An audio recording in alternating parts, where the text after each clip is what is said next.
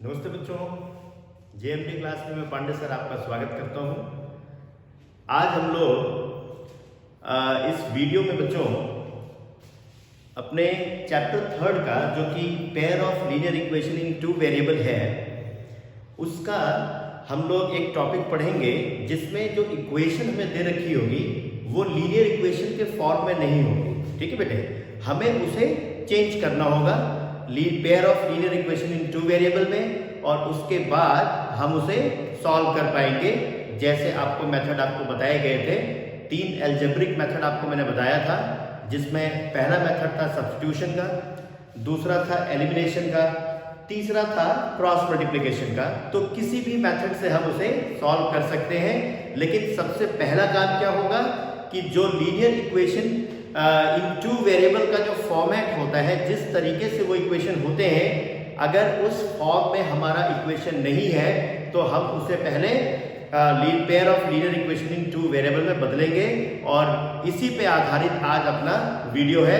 मैं आपका ध्यान आकर्षण करना चाहता हूं अपने इस वीडियो में, और जो क्वेश्चन मैं कराऊंगा जरा उसको आप लोग गौर फरमाएंगे। ठीक है बेटे, तो अब सपोज करो कि कैसे क्वेश्चन आएंगे तो हम कहेंगे कि हम इन्हें pair of linear equation in 2 variable में चेंज कर सकते हैं। ठीक है बेटे, तो उसके लिए कुछ एग्जांपल लेके मैं समझाना चाहूंगा आप लोगों को।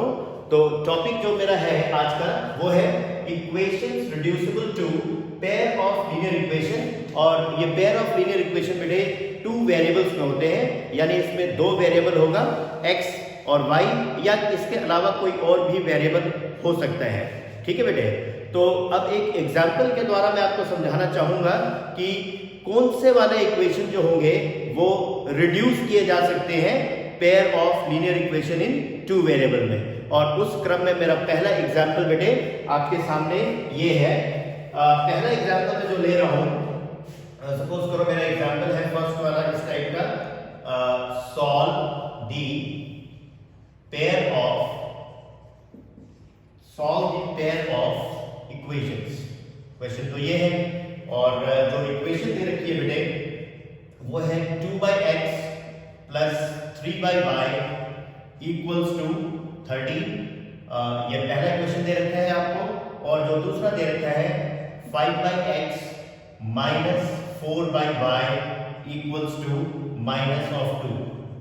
बेटे ये 2 इक्वेशन आपको दे रखे हैं और इन्हें आपने करना है सॉल्व। लेकिन अभी तक इस चैप्टर में जो इक्वेशन हम लोगों ने देखा था बेटे, वो हमारा इस टाइप का होता था, a1x plus b1y equals to c1 और a2x plus b2y equals to c2। इन्हीं दोनों को हम pair of linear equation in 2 variable कहते थे। और ऐसे ही जब इक्वेशन हमारे पास होंगे तो हम उसे किसी भी अपने जो मेथड हमने पढ़ा था एल्जेब्रिक मेथड, उनमें किसी भी एक तरीके से हम इसे सॉल्व कर सकते हैं। लेकिन क्योंकि ये जो दिए हुए 2 इक्वेशन है ये इससे मैच नहीं करते हैं, तो सबसे पहले हमारा क्या काम है, हम इनको रिड्यूस करेंगे pair of linear equation in 2 variable में। और जब ये pair of linear equation in 2 variable में रिड्यूस हो जाएंगे और उसके बाद हम लोग किसी भी एक मेथड का इस्तेमाल करते हुए इन्हें सॉल्व कर देंगे। तो देखा जाए हमें उसके लिए क्या करना होगा, तो आप इन इक्वेशन को ऐसे भी लिख सकते हैं। जरा ध्यान देंगे बेटे, जो इक्वेशन आपको दिया गया है आप उसे ऐसे लिख सकते हैं, 2 into 1/x plus 3 into 1/y equals to 13। और दूसरे को लिख सकते हो 5 into 1/x minus 4 into 1/y equals to -2। यानी अपने दिए गए इक्वेशन को आप इस टाइप से लिख सकते हो, और उसके बाद एक बहुत सिंपल सा सब्स्टिट्यूशन करना है, और वो सब्स्टिट्यूशन आप दोनों इक्वेशन में करोगे और आप देख सकते हो वो चीजें आपको दोनों इक्वेशन में नजर भी आ रही होंगी। जैसे यहाँ पे आप देख सकते हो 1/x, यहाँ भी आप 1/x देख सकते हो, जबकि यहाँ पे 1/x ना होकर हमारे पास क्या होना चाहिए था, x होना चाहिए था। और यहाँ पे आप देख रहे हो 1/y, और 1/y ना होकर हमारे पास क्या होना चाहिए था, y होना चाहिए।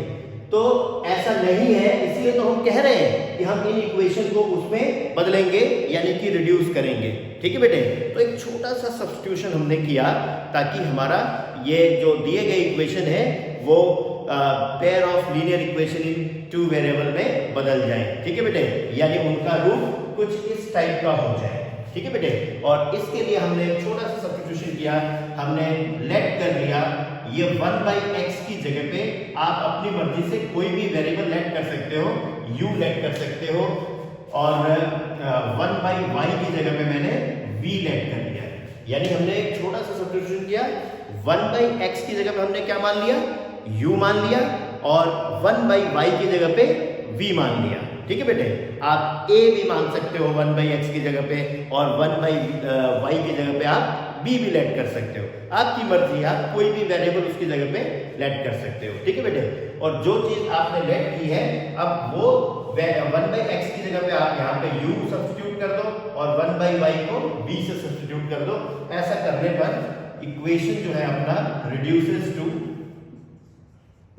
अपना जो इक्वेशन है वो रिड्यूस हो गया किसमें, 2u प्लस 3v। आप देख सकते हो 1/x की जगह पे मैंने u रख दिया और 1/y की जगह पे मैंने v रख दिया।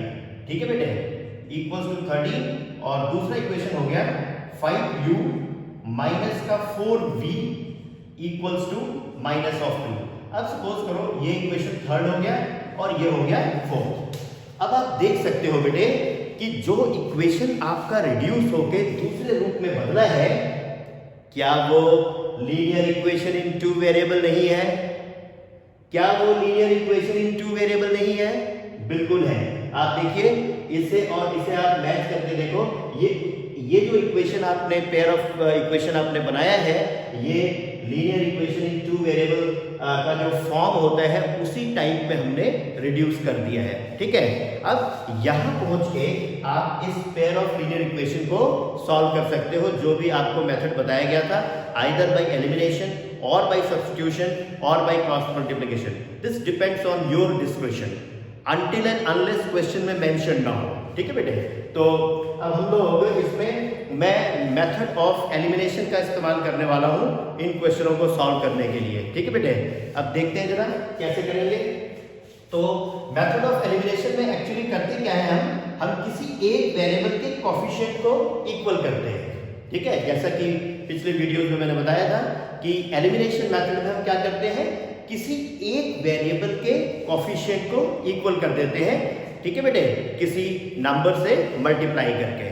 तो अब ये आपको डिसाइड करना है कि आप किस वेरिएबल के कोफिशिएंट को इक्वल करना चाहते हो, क्योंकि कोई हार्ड एंड फास्ट रूल नहीं है कि u के कोफिशिएंट को इक्वल करना है या v के कोफिशिएंट को इक्वल करना है, कोई रूल नहीं है यहाँ पे। ठीक है बेटे, आपकी मर्जी, आप चाहे u के कोफिशिएंट को बराबर करो, आपकी मर्जी चाहे आप v के कोफिशिएंट को बराबर करो।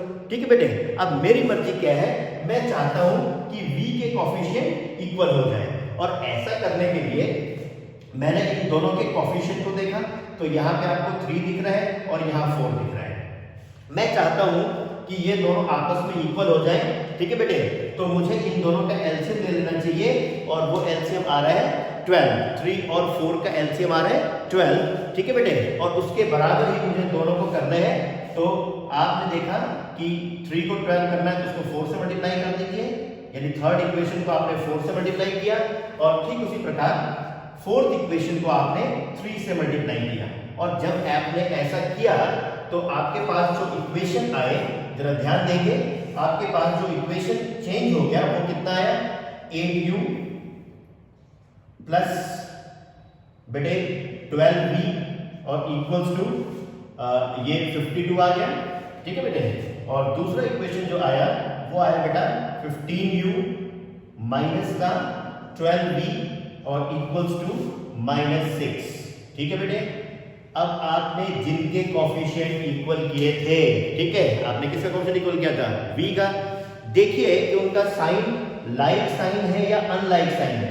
अगर अनलाइक साइन है तो दोनों इक्वेशन को हम ऐड कर देंगे, और अगर लाइक साइन उन दोनों के हैं तो हम दूसरे इक्वेशन को पहले में से सबट्रैक्ट कर देंगे, ताकि जिनके कोफिशिएंट हमने इक्वल किए थे वो हो जाए एलिमिनेट। और एलिमिनेशन मेथड यही तो है, एक वेरिएबल को एलिमिनेट कर दोगे दूसरे की वैल्यू आ जाएगी। ठीक है बेटे, बहुत ही सिंपल।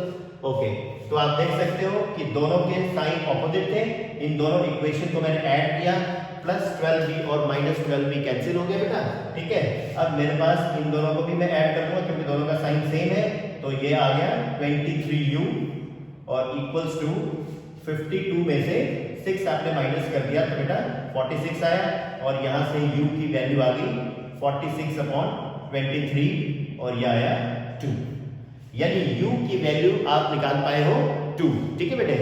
और u था क्या वैसे, u हमने किसको, ये हमने u 1/x को लेट किया था, और इसका सीधा मतलब क्या हुआ कि 1/x 2 हो गया, और यहां से आप रेसिप्रोकल अगर लेते हो तो x की वैल्यू आती है 1/2, ठीक है बेटे।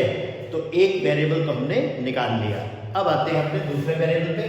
जो ये u की वैल्यू आपके पास आई हुई है, इसे आप या तो थर्ड इक्वेशन में या फिर फोर्थ इक्वेशन में किसी में भी आप u की वैल्यू को पुट करें और वहां से आप आसानी से v की वैल्यू निकाल सकते हो, ठीक है बेटे। तो हम पुट कर लेते हैं, putting value of u in equation third equation में मैंने वैल्यू u की डाली, तो 2 इंटू u की वैल्यू बेटा 2 आई है, plus 3v is equals to how much 13, और यहां से आपके पास आया 3v इक्वल्स टू 13 माइनस 4 यानी कि 9, और यहां से बेटे v आता है 9/3 इक्वल्स टू 3, और v आपने क्या लेट किया था बेटे 1/y इक्वल्स टू 3, और यहां से y की वैल्यू 1/3 आ गई, ठीक है बेटे। और इस तरीके से अपना जो आंसर का आया, अपना आंसर जो आया वो x इक्वल्स टू 1/2 आया और y इक्वल्स टू 1/3 आया, ठीक है। तो आपने इस क्वेश्चन को solve the pair of equation का मतलब होता क्या है कि इसमें जो वेरिएबल्स हैं उनकी आप वैल्यू निकाल के दे दीजिए, और ऐसी वैल्यू जो इन दोनों इक्वेशन को सेटिस्फाई करते हो वही उनके सॉल्यूशन कहलाते हैं, और उनके सॉल्यूशन को निकालना ही कहलाता है सॉल्व द इक्वेशन। और दो वेरिएबल हैं तो पेयर ऑफ इक्वेशन आपको दिया गया होगा। जो पेयर ऑफ इक्वेशन आपको दिया गया था बेटे वो कैसा नहीं था, वो लीनियर के फॉर्म में नहीं था, यानी कि पेयर ऑफ लीनियर इक्वेशन नहीं था, लेकिन हम उसे बदल सकते थे एक मामूली से सब्स्टिट्यूशन के द्वारा, ठीक है। और वो सब्स्टिट्यूशन मैंने आपको यहाँ पे बताया, और उसके द्वारा हम लोग इस दिए गए पेयर ऑफ इक्वेशन को रिड्यूस कर पाए पेयर ऑफ लीनियर इक्वेशन में, और उसके बाद जो अलजेब्रिक मेथड आपको बताया गया था pair of linear equation solve करने का, उनमें से किसी एक का इस्तेमाल करके, क्योंकि तरीका तो हमें कुछ दिया नहीं है, ठीक है, तो हमारी मर्जी है, हम कोई भी तरीका इस्तेमाल कर सकते हैं। मैंने एलिमिनेशन मेथड का इस्तेमाल करके और ये वैल्यू निकाल कर दिखाई, जिसमें x की वैल्यू 1/2 आ गया बेटे, और y की वैल्यू आपके पास कितना आ रहा है बेटा 1/3 आ रहा है, ठीक है बेटे। तो इस तरीके से एक बहुत मामूली सा छोटा सा एग्जाम्पल लेके मैंने ये आपको बताया कि किस तरीके से अगर जो equation pair of equation linear के फॉर्म में नहीं है उन्हें हम कैसे बदल पाएंगे, ठीक है बेटे। चलिए आते हैं दूसरे प्रश्न पे, थोड़ा सा इससे मुश्किल लेंगे, ठीक है, क्योंकि धीरे धीरे करके हम आसान से मुश्किल की तरफ जाएंगे तो समझना हमारे लिए आसान रहेगा क्वेश्चनों को, ठीक है बेटा। ओके, अब दूसरे प्रश्न की तरफ आते हैं आपने, और इसके लिए हमें जगह चाहिए, जगह बना लिया जाए अपने लिए, ठीक है बेटे। तो पहली वीडियो जो इससे पहले वाली वीडियो मैंने जो आपको दी थी उसको कुछ टाइम हो गया दिए हुए, और मैं खेद व्यक्त करता हूँ कि 10th वाले अपने बच्चों से मैं कुछ दिनों के बाद मिल रहा हूँ, टाइमली उनको ये वाला वीडियो मैं नहीं दे पाया, क्योंकि मेरे पास बेटे 12th के भी 2 सब्जेक्ट हैं, उनकी भी वीडियोज मुझे अपलोड करनी है, तो उसमें टाइम लग गया। इस वजह से मैं आपसे खेद व्यक्त कर रहा हूँ कि मैं आपको समय पे वीडियो नहीं दे पाया, लेकिन मेरी अब पूरी कोशिश रहेगी कि दोनों ही क्लासेस के लिए एक मतलब कंटिन्यूटी बनी रहे, कि दोनों में टाइम लैग ज़्यादा ना आए, ठीक है बेटा। ओके, आते हैं दूसरे प्रश्न पे अपने।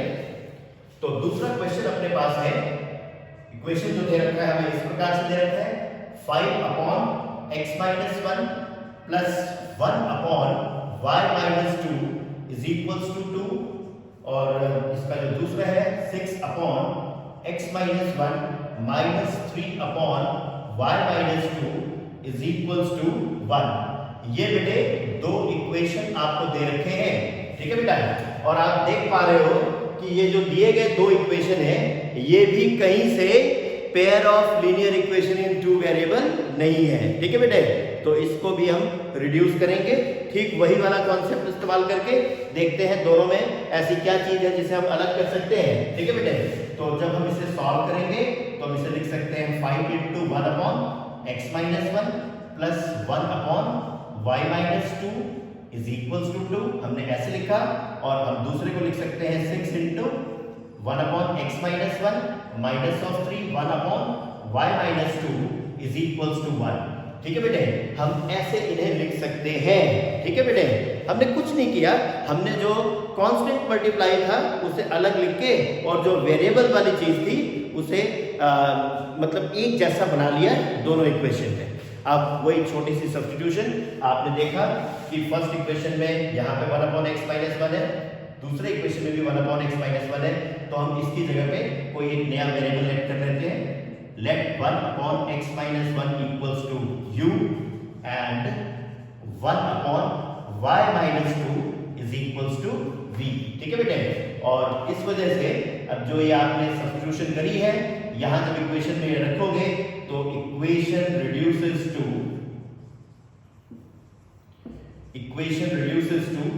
5u plus v is equals to how much 2 and 6u minus 3v is equals to 1।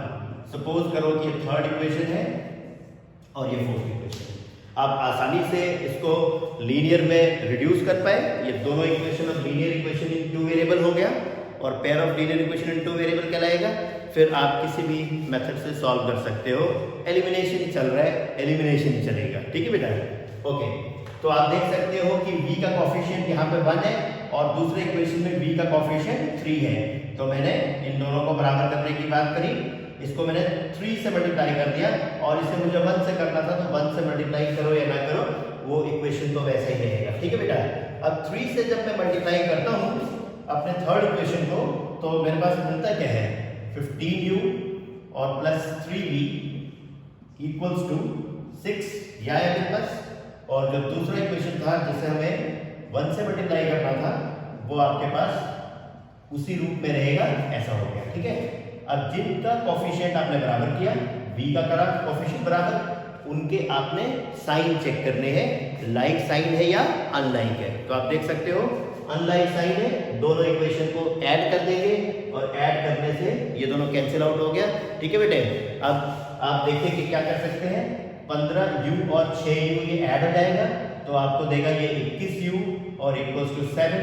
यहाँ से u की value 7/21 and this gives you 1/3. So you have got value of u. Now what you have suppose there in your equation was u equals to 1 upon x minus 1 is 1/3। आपने cross multiply किया और cross multiplication के बाद x minus 1 is equals to 3 आया आपके पास और यहाँ से x की वैल्यू आती है 4, ठीक है बेटा। तो इस तरीके से आपने x की वैल्यू निकाल ली और फिर जो u की वैल्यू आपकी आई हुई है उसको आपने थर्ड या फोर्थ किसी भी इक्वेशन में पुट कर दिया और वहां से v की वैल्यू निकालने की कोशिश करी। तो मैंने लिखा putting value of u in equation. चलिए इस बार हम कहां इसको रख लेते हैं, फोर्थ में पुट कर लेते हैं, ठीक है बेटे। इस बार जो इक्वेशन में वैल्यू मैंने डाला वो थर्ड में भी डाल सकते हो बेटे, फोर्थ में भी डाल सकते हो क्योंकि u और v तो दोनों में ही है, ठीक है बेटे। आपकी मर्जी जिसमें भी रख लो, कोई हार्ड एंड फास्ट रूल नहीं बनाना है कि सर ने उस वाले एग्जाम्पल में यार थर्ड में रखा था मैंने भी थर्ड में रखना है, नहीं ऐसा कुछ नहीं है। आप थर्ड में डाल दो या फोर्थ में डाल दो, ठीक है। बस सिंप्लीफाई सही से करो, आपका आंसर जरूर आएगा, ठीक है बेटा। सिंप्लीफिकेशन करनी है बढ़िया से। अब u की वैल्यू को आपने इक्वेशन 4 में पुट कर दिया तो आप देख सकते हो यहाँ पे 6 into 1/3 आपने u की वैल्यू पुट कर दी minus 3v is equals to 1, 3 2s are 6 minus of 3v equals to 1 minus 2 minus 1, ये माइनस कैंसिल हो गया। v की वैल्यू बेटे 1/3 और v था क्या बेटा, v आपने क्या लेट किया था 1/y-2 इक्वल्स टू 1/3 और आप बेटे यहाँ से देख सकते हो क्रॉस मल्टीप्लाई करते हो तो y-2 इक्वल्स टू 3 आया और यहाँ से आप देख सकते हो y इक्वल्स टू कितना आ रहा है बेटे 5 आ रहा है। तो बेटे आपके पास x की जो वैल्यू आ गई बच्चे वो आई 4 और जो y की वैल्यू आई 5 और यही इसका सॉल्यूशन है, यही इसका सॉल्यूशन है। ठीक है बेटे, तो इस तरीके से आपने देखा कि पहला वाला क्वेश्चन बहुत ही आसान, दूसरा वाला उससे थोड़ा सा मुश्किल। अब आते हैं तीसरे पे। ठीक है बेटे, तो तीसरा थोड़ा और भी मुश्किल होगा, बाकी मुश्किल कुछ है नहीं। आपके कॉन्सेप्ट समझ में आ गया तो फिर कोई दिक्कत ही नहीं है, कोई दिक्कत होती ही नहीं है बेटे। बस सबसे पहले आपने कॉन्सेप्ट सीखना है। ठीक है बेटे, और कॉन्सेप्ट बहुत सिंपल सा है कि दोनों इक्वेशन जो दिए गए हैं उसमें जो वेरिएबल्स हैं उनके अलग अलग लेके और उसे कुछ आप लेट कर लो ताकि आपका दिया गया इक्वेशन लीनियर इक्वेशन इन 2 वेरिएबल में चेंज हो जाए, जो कि इस फॉर्म का होता है, इस फॉर्म का होता है। ऐसे ही बदल के आपने सॉल्व करना है और जब आपने इसको ऐसे में बदल दिया और उसके बाद आपको अलजेब्रिक मेथड तो पता ही है, आप लगाओगे ना उसे। ठीक है बेटे, और उसमें भी मैंने बताया कि सिर्फ एलिमिनेशन ही नहीं, क्रॉस मल्टीप्लिकेशन भी इस्तेमाल कर सकते हो और आप सब्स्टिट्यूशन भी इस्तेमाल कर सकते हो। ठीक है बेटा, आते हैं तीसरे प्रश्न पे, ध्यान देना। तीसरे प्रश्न पे आते हैं।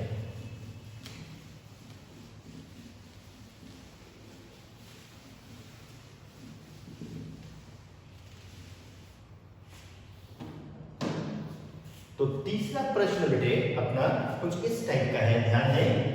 थर्ड है 7x minus 2y upon xy equals to 5। ठीक है बेटे, और जो इसका जो दूसरा इक्वेशन है वो है बेटे 8x plus 7y upon xy equals to 15। ओहो, ये तो बड़ा मुश्किल दिख रहा है भाई, ये तो इसने तो अपने रंगत ही चेंज कर ली। बड़ी मुश्किल से तो 2 शुरू के समझ में आए, इसकी तो शक्ल ही चेंज नजर आ रही है। बहुत ही आसान है, एक मामूली सी चीज आप करोगे और यानी क्या कर सकते हैं हम इसको देखना जरा। हमने क्या करा, ये xy जो दोनों के डिनोमिनेटर में है 7x और 2y के, हमने इनका एलसीएम अलग अलग बांट दिया, दोनों के हमने डिवाइड कर दिया, किससे, xy से डिवाइड कर दिया। तो क्या हम इसे ऐसे भी लिख सकते हैं, जरा ध्यान दोगे, 7x upon xy minus 2y upon xy is equals to 5। और ध्यान दो बेटा 8x upon xy plus 7y upon xy equals to 15। कुछ तो कटेगा, कॉमन था दोनों में, x कैंसिल आउट हो गया, यहाँ पे y न्यूमरेटर डिनोमिनेटर में कॉमन था, कैंसिल आउट हो गया। ठीक है बेटे, ठीक इसी प्रकार यहाँ भी x कैंसिल हो गया और y कैंसिल हो गया। अब आपके पास आया क्या, अब आपके पास आया इस टाइप से इक्वेशन आ गई 7 upon y minus 2 upon x is equals to 5। अब सपोज करो ये फर्स्ट इक्वेशन था और ये सेकंड था।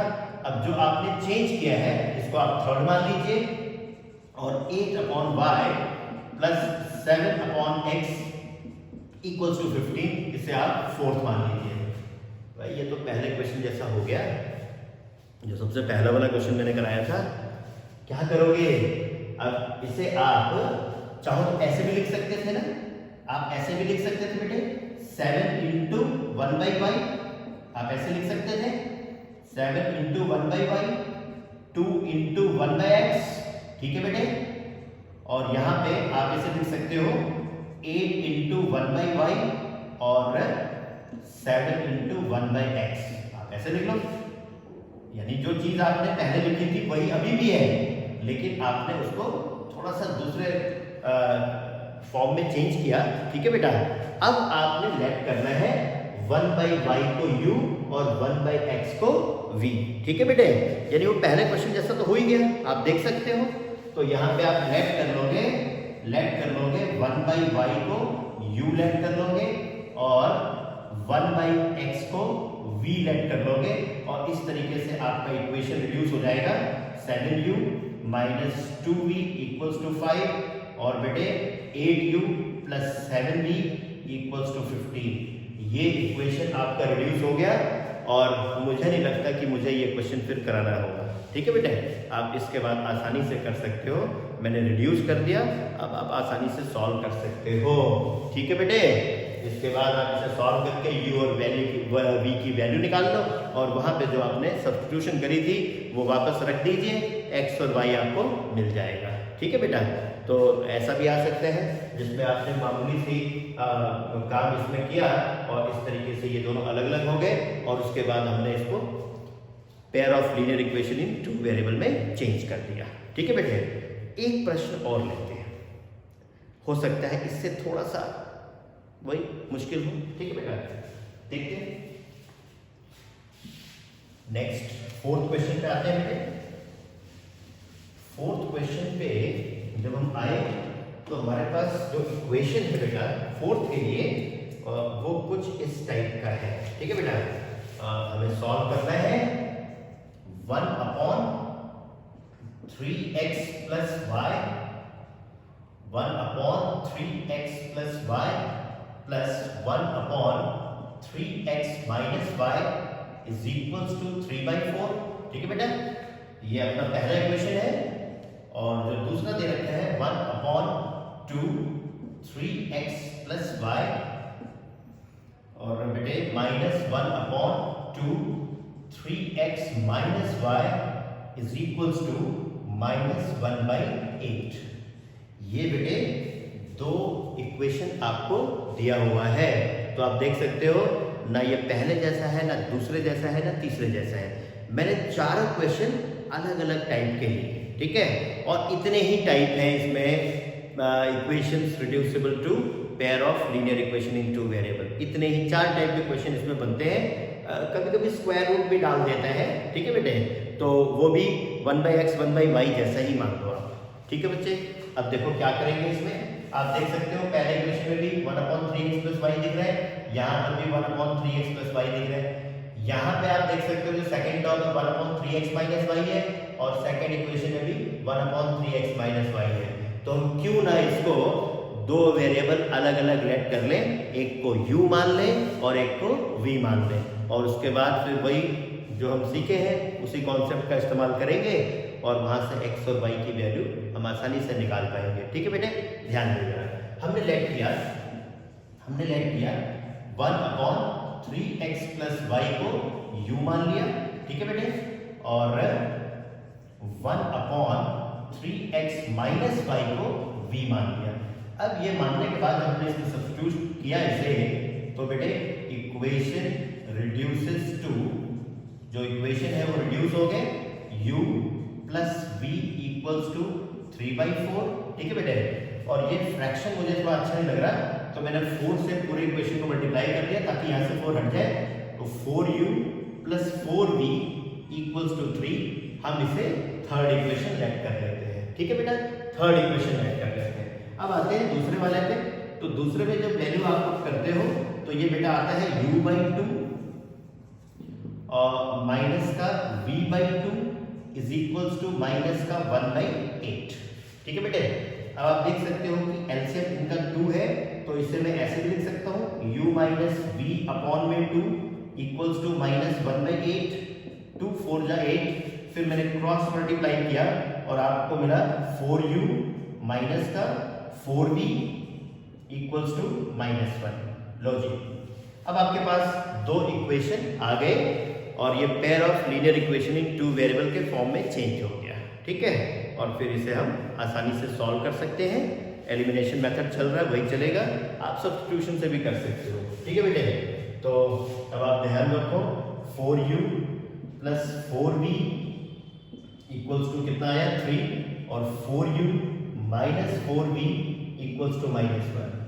भाई बेटा यहाँ तो कॉफिशिएंट भी बराबर है, भगवान की बहुत कृपा हो रही है इस क्वेश्चन में अपने ऊपर। ठीक है बेटे, यहाँ तो कॉफिशिएंट भी इक्वल है और साइन ऑपोजिट है, हमें सिर्फ क्या करना है, ऐड करना है। ऐड करते ही v के कॉफिशिएंट, v वेरिएबल ही गायब हो जाएगा। ठीक है बेटे, तो आप देख लो v के कॉफिशिएंट बराबर थे, साइन ऑपोजिट था, हमें कुछ नहीं करना था, हमें खाली जोड़ देना था। ठीक है बेटे, हमने दोनों इक्वेशन ऐड कर दिया और ये मिला मुझे 8u इक्वल्स टू 2 और यहां से बेटा u की वैल्यू आ गई 2/8 यानी कि 1/4। u की वैल्यू आई 1/4। हम u की वैल्यू को किसी एक इक्वेशन में पुट करके v की भी वैल्यू निकाल लें। तो बेटे putting value of u in equation, आपकी मर्जी बेटा, थर्ड में पुट कर लो, फोर्थ में पुट कर लो, ठीक है बेटे। चलो थर्ड में डाल लेते हैं इन इक्वेशन थर्ड। तो आप देख सकते हो 4 × 1/4 प्लस 4v इक्वल्स टू 3, ये कैंसिल आउट हुआ यानी कि 4v equals to 3 minus 1 is your 2 and this gives you v equals to 2/4 and it comes out to be 1/2. Now you have got u equals to 1/4 and v equals to 1/2 but your objective was to find the value of x and y, ठीक है बेटे। तो हम करेंगे क्या, u जो हमने late किया था वो u के सामने रखेंगे।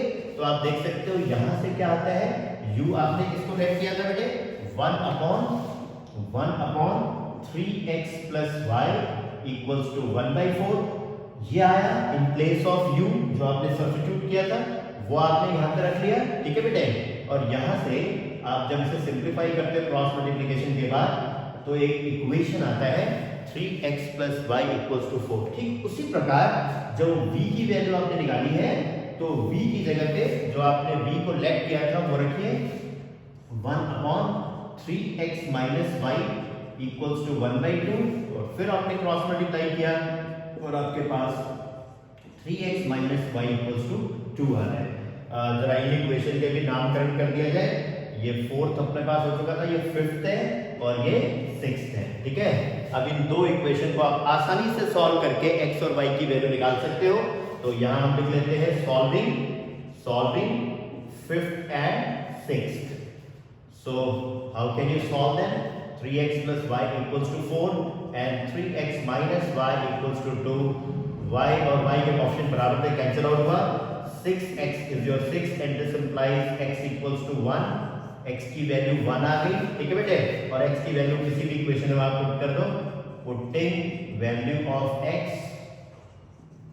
इन इक्वेशन फिफ्थ तो आपको मिलेगा 3 plus y equals to 4 और y की वैल्यू भी 1 आया, ठीक है बेटे। तो आप देख सकते हो x1 और y1 यही इस क्वेश्चन का आंसर है, ठीक है बेटे। तो मैं 4 अलग अलग टाइप के आपको इक्वेशन आपको मैंने दिखाए और उनको रिड्यूस करके बताया कि linear pair of linear equation in 2 variable में कैसे बदलेंगे इन्हें हम, और बदलने के बाद हम उसे कैसे सॉल्व करेंगे। मैंने चारों क्वेश्चन में एलिमिनेशन मेथड का इस्तेमाल किया है, ठीक है। और मैं उम्मीद कर रहा हूं कि ये सारी चीजें आपको समझ में आ गई होंगी, ठीक है बेटा। अब देखिए बेटे, या तो ऐसे इक्वेशन दिए होते हैं सॉल्व करने के लिए और या फिर आपको दिया होता है कोई वर्ड प्रॉब्लम, ठीक है बेटे। यानी ऐसे इक्वेशन आप बनाओगे और उसके बाद सॉल्व करोगे तो वो क्वेश्चन बेटे वेटेज बढ़ जाएगी, 3 मार्क्स या 4 मार्क्स में आपसे पूछा जाएगा, ठीक है बेटा। ये बात समझ में आ रही है आपके कि वर्ड प्रॉब्लम भी इस पे आ सकते हैं और वर्ड प्रॉब्लम में आप क्वेश्चन को आसानी से पढ़िए, आराम से पढ़िए, एक एक चीज समझिए और उसके बाद उसका इक्वेशन फॉर्म करो। और इक्वेशन जब फॉर्म करोगे तो वही ऐसे ही बनेगा, reducible to pair of linear equation type में बनेगा। उसके बाद आप आसानी से उसको सॉल्व कर सकते हो, ठीक है बेटा।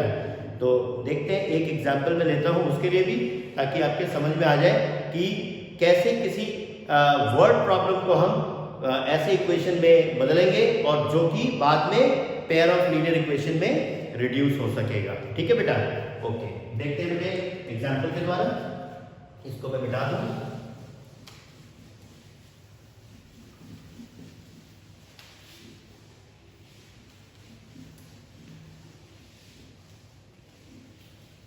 चलिए, क्वेश्चन है आपके बुक में, ठीक है बेटे।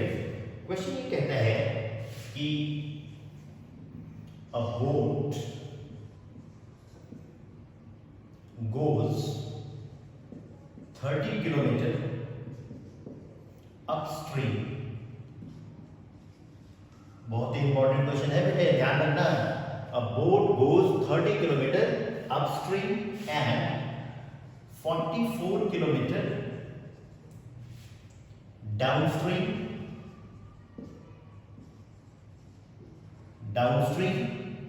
in 10 hours. Okay, in 30 hours it can go 40 kilometer upstream and 55 kilometer downstream. ठीक है बेटे, आपसे पूछा क्या जा रहा है, determine the speed of stream and that of boat in still water. Okay, अब कुछ नए नए शब्द आए बेटे, जरा ध्यान देंगे हम लोग। जैसे बात हो रही है अपस्ट्रीम की और डाउनस्ट्रीम की।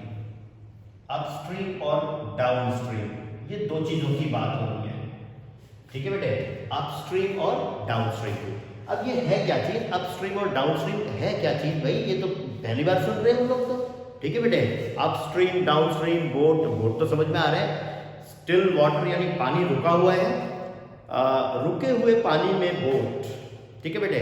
और मान लीजिए पानी बह रहा हो, तो बहता हुआ पानी स्ट्रीम कहलाया, यानी बहती हुई धारा, ठीक है बेटा। तो अगर पानी बह रहा है तो उसकी कुछ न कुछ तो स्पीड होगी। अब अगर आप बोट को पानी के बहते हुए डायरेक्शन में अगर आप उसे ले जा रहे हैं, तो हम कहेंगे कि बोट जा रही है डाउनस्ट्रीम। जिस दिशा में पानी का बहाव है, ठीक है बेटे, उसी दिशा में अगर बोट भी जा रही है तो हम कहते हैं कि बोट हमारी जा रही है डाउनस्ट्रीम। लेकिन पानी का बहाव जिस दिशा में है उसके विपरीत अगर बोट आपकी जा रही है तो हम कहते हैं कि हमारी बोट जा रही है अपस्ट्रीम। ठीक है, चलो, बोट तो सभी लोगों ने नहीं चलाया होगा पानी में, लेकिन साइकिल वगैरह तो चला रखा होगा। अब आप साइकिल का जरा एक्सपीरियंस अपना देखो कि अगर आप साइकिल को उस दिशा में चलाते हो, पैडल मारते हो उस पर, जिस दिशा में हवा भी बह रही हो, यानी जिस दिशा में हवा का फ्लो है उसी दिशा में आप साइकिल लेके जा रहे हो, ठीक है बेटे, तो आप देखते हो कि आपकी साइकिल की स्पीड, जितना आप पैडल मार रहे हो, जितना स्पीड जनरेट करने के लिए, उससे तेज आपकी साइकिल चल रही होती है, क्योंकि जो हवा का स्पीड है वो आपके साइकिल चलाने की स्पीड में ऐड हो जाता है। ठीक है बेटे, तो वो स्थिति बनती है कौन सी, डाउनस्ट्रीम वाली। ठीक है बेटे, लेकिन अब जरा गौर करो, जरा कल्पना करो कि जिस दिशा में हवा बह रही है उसके विपरीत आपने साइकिल चलाना हो, तो आप इमेजिन कर सकते हो कि आप जितनी तेजी से साइकिल चलाओगे उससे आपकी स्पीड कम नजर आएगी, क्योंकि जो हवा का दबाव है वो आपको उस तरफ जाने से क्या करेगा, रोकेगा।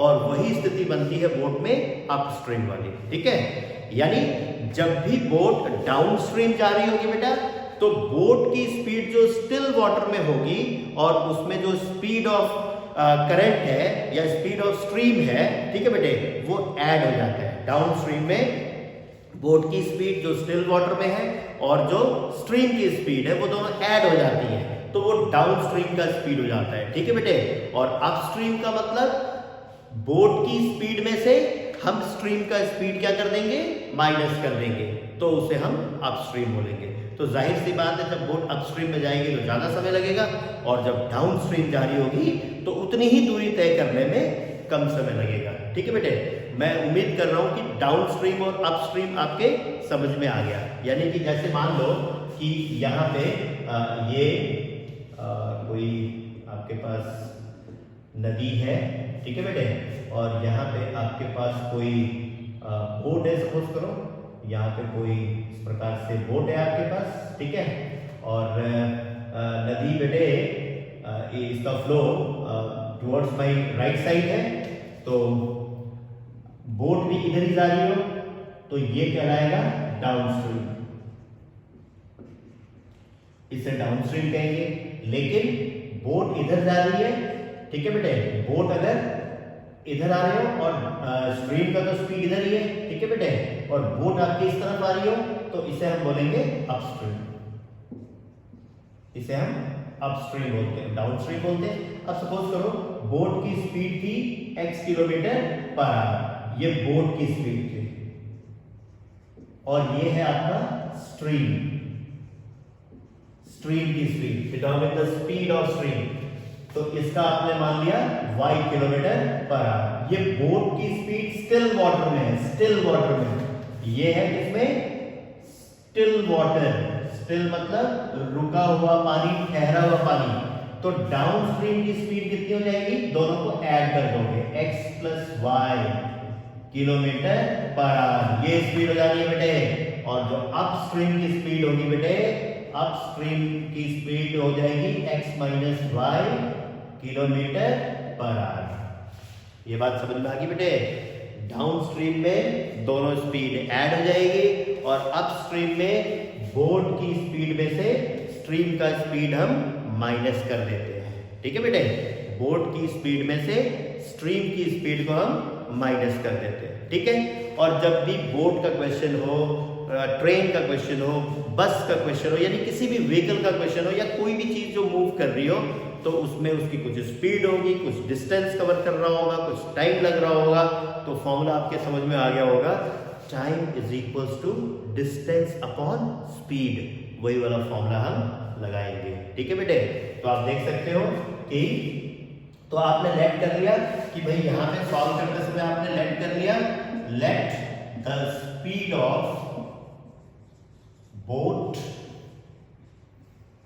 इन still water is equals to x kilometer per hour and speed of stream is equals to y kilometer per hour. Therefore downstream की स्पीड वो आ गई और अपस्ट्रीम की स्पीड ये आ गई, जैसा मैंने आपको डायग्राम के द्वारा बताया है, ठीक है बेटे। ये डाउनस्ट्रीम की स्पीड आ गई, ये अपस्ट्रीम की स्पीड आ गई। अब ये दोनों चीजें यहां लिख लोगे आप, और आपको पता है since time is equals to distance upon speed, ठीक है बेटे, ये साइंस का एक फॉर्मूला होता है, time is equals to distance upon speed, ठीक है बेटा। अब आप जरा क्वेश्चन को पढ़ो, 30 किलोमीटर अपस्ट्रीम और 44 किलोमीटर डाउनस्ट्रीम जाने में टोटल समय कितना लग रहा है, 10 घंटे। यानी दो प्रकार का मोशन हो रहा है, डाउनस्ट्रीम और अपस्ट्रीम दोनों हो रहे हैं, और दोनों डिस्टेंस कवर करने में टोटल जो टाइम लग रहा है वो कितना लग रहा है बेटे, 10 आवर लग रहा है। तो फिर अकॉर्डिंग टू क्वेश्चन हम लोग बनाएंगे दो इक्वेशन, पहला अपस्ट्रीम का है, और अपस्ट्रीम की स्पीड आप देख पा रहे हो x माइनस वाई है, तो और ये इक्वेशन किसकी बन रही है, टाइम की, क्योंकि मुझे टाइम कितना दिया हुआ है, 10 घंटे। तो टाइम का जब हम इक्वेशन बनाएंगे बेटे, तो पहले डिस्टेंस लिखेंगे और उसके बाद क्या लिखेंगे, डिवाइड में स्पीड। डिस्टेंस कितना था, 30 किलोमीटर, ये हो गया डिस्टेंस, और स्पीड कौन सी स्पीड लेनी है, अपस्ट्रीम वाली, तो अपस्ट्रीम की स्पीड होगी x माइनस वाई और प्लस ऐड करना है 44 किलोमीटर, ये हो गया डिस्टेंस, डिस्टेंस हो गया, और ये डिस्टेंस कौन से वाला है भी, डाउनस्ट्रीम का, तो डाउनस्ट्रीम की स्पीड क्या है, x प्लस वाई, तो ये टाइम अपस्ट्रीम का हो गया, अपस्ट्रीम के मोशन का हो गया, और ये टाइम हो गया डाउनस्ट्रीम के मोशन का, और दोनों का जो सम है बेटा वो कितना दे रखा है, 10 आवर्स। तो ये हो गया जी पहला इक्वेशन, ये हो गया बेटे पहला इक्वेशन, ठीक है। और ठीक इसी प्रकार जो दूसरा इक्वेशन हम बनाएंगे ऑल्सो, अब आप ध्यान दो, अब 13 घंटे लग रहे हैं, टाइम कितना दे दिया, 13 घंटे, कहां लग रहे हैं 13 घंटे भी, 40 किलोमीटर अपस्ट्रीम जाने में और 55 किलोमीटर डाउनस्ट्रीम जाने में। तो आप समझ चुके हो, पहले आपने डिस्टेंस लिखा, फिर अपस्ट्रीम की स्पीड डिवाइड करी उससे, और प्लस, क्योंकि दोनों का टाइम ऐड करना है आपने, और यहाँ पे 55 अपॉन x प्लस वाई, ठीक है बेटे, और ये मिलके 13 आर आ रहा है, ठीक है, और यहाँ पे 10 आर स्टार। तो ये हो गया आपका सेकंड इक्वेशन और ये हो गया फर्स्ट इक्वेशन। अब आप देख सकते हो कि ये इक्वेशन बन के तैयार हो गए, लेकिन ये linear equation in two variable नहीं है, ठीक है, ये उसी टाइप के हैं जैसा हमने पहले सॉल्व करना सीखा था, ठीक है बेटे। तो फिर उसको भी वैसे ही हम लेट कर लेंगे। तो यहाँ पे आप देख सकते हो कि फर्स्ट इक्वेशन में आप लेट कर लेना 1/x माइनस वाई को u लेट कर लो, ठीक है बेटे, u लेट कर लो, और 1/x प्लस वाई को क्या लेट कर लो, v, और ऐसा हुआ तो इक्वेशन रिड्यूस हो जाएगा बेटा 30u plus 44v equals to 10। ये हो गया बेटे थर्ड इक्वेशन, और दूसरा हो गया बच्चे 40u प्लस 55v, ठीक है बेटा, इक्वल्स टू 30। ये हो गया आपका फोर्थ इक्वेशन। तो ये दो इक्वेशन आपके पास बन के तैयार हुए।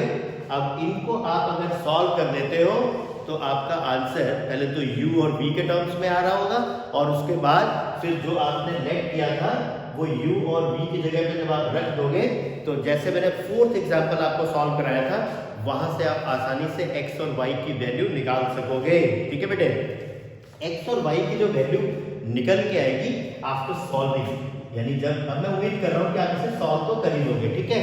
आफ्टर सॉल्विंग जब आप सॉल्व कर लोगे तो वी गेट, हमें मिलेगा x is equals to 8 kilometre per hour, यानी बोट की स्पीड जो होगी वो 8 किलोमीटर पर आवर मिलेगी बेटा, और y जो मिलेगा वो आएगा आपका 3 किलोमीटर पर आवर। तो ये स्पीड ऑफ बोट होगी बेटा, speed of boat in still water, ये हो गया बेटे, और ये है स्पीड ऑफ स्ट्रीम, ठीक है बेटे। तो ऐसे हम इन क्वेश्चंस को सॉल्व कर सकते हैं, ठीक है बेटे। ओके, अब आपने करना क्या है कि इस टॉपिक में 2-3 क्वेश्चन और आपके एक्सरसाइज में बचे होंगे, ठीक है बेटे, उनको आपने खुद से सॉल्व करना है, और जो इक्वेशंस को रिड्यूस करने वाली बात थी उसके भी 2-3 क्वेश्चन बचे होंगे, उनको भी खुद से सॉल्व करने हैं, ठीक है। अपस्ट्रीम डाउनस्ट्रीम वाला कॉन्सेप्ट थोड़ा सा नया था आपके लिए, इसलिए मैंने ये क्वेश्चन आपको करके बताया, ठीक है बेटे।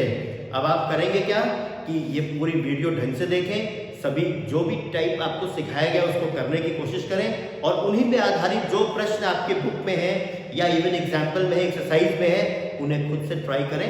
जो चीज़ आप नहीं कर पाए वो कमेंट बॉक्स में लिखें और उसका निदान किया जाएगा। अपने नेक्स्ट वीडियो में मैं जरूर उन क्वेश्चन को सॉल्व करके आपको दिखाऊंगा, ठीक है बेटे। तो चलते हैं, फिर वक्त हो चुका अपने नेक्स्ट वीडियो पे जाने का और आज आपसे विदा लेने का, ठीक है बेटे। तो घर पे रहें, सुरक्षित रहें, बहुत बहुत धन्यवाद।